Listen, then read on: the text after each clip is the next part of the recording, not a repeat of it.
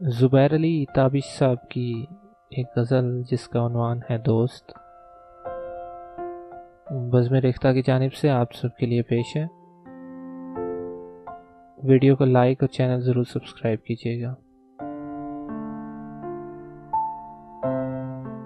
भीड़ तो ऊंचा ही सुनेगी दोस्त, मेरी आवाज़ गिर पड़ेगी दोस्त। भीड़ तो ऊंचा ही सुनेगी दोस्त, मेरी आवाज़ गिर पड़ेगी दोस्त।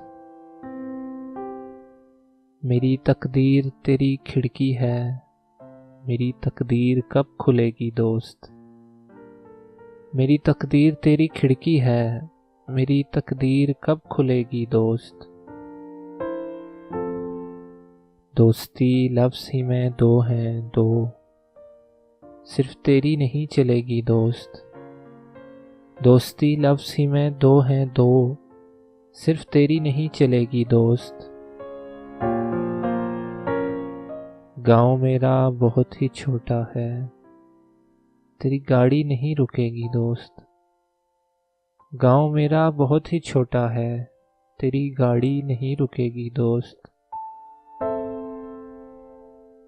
रह गया है यहीं पे ध्यान उसका, लग गई शर्त वो मुड़ेगी दोस्त।